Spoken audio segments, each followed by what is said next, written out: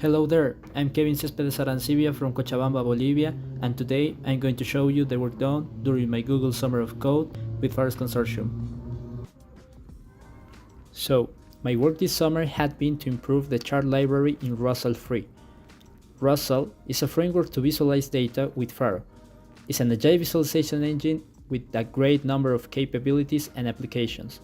With Roassal3, you could create from charts, graphs, UML, to complex visualizations and animations. The chart library is just a part of Roassal3.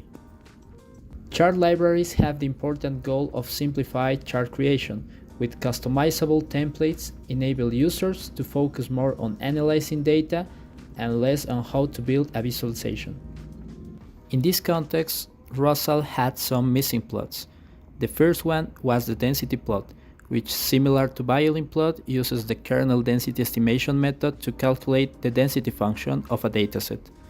I abstract this method in a class called kernel density estimation, which could accept different kernel functions, by default a Gaussian normal function. But what represents a density curve? It represents the distribution of a dataset, how probably is to find a certain value in the dataset. It's very similar to an histogram, which depicts the frequency. The difference is that the density plot uses the KDE method to estimate the distribution in a continuous interval. Using this way to calculate KDE, it was easy to create the violin plot. After this, my mentors and I noticed that violin plot, box plot, and even bar plot share some ideas or abstractions, and we create a new abstract band plot, which is in charge of bandwidth and band offset.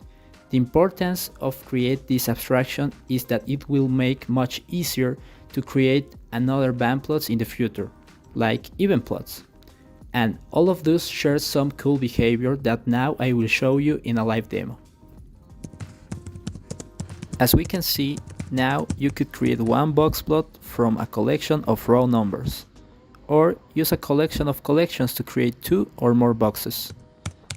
You also can create violin plots in this way.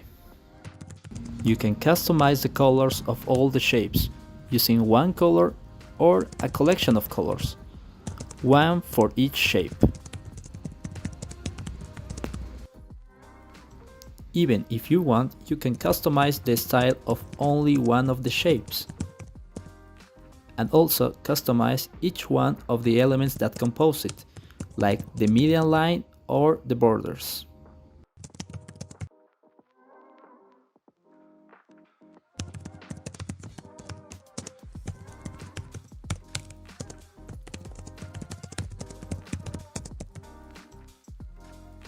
The use of models is one aspect that differentiates Roassal from other chart libraries. In this example, we have two objects that represent competitions of the World Athletics Championship.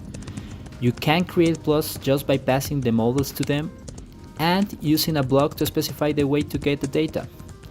In this case, we want to compare the distributions of the athletes' time marks expressed in seconds and categorizing them by gender.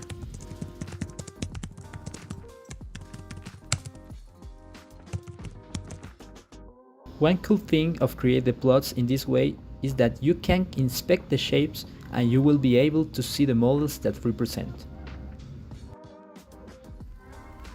Also, we have included an integration with DataFrame. In this example, we are using tooth growth dataset.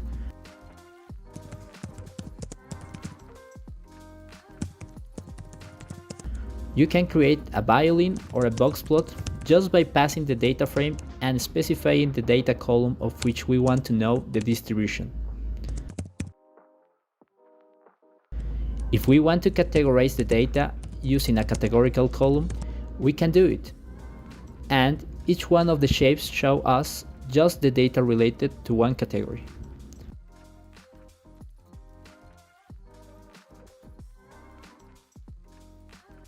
Also, we can categorize the data a second time and compare the violin plots side by side using a hue.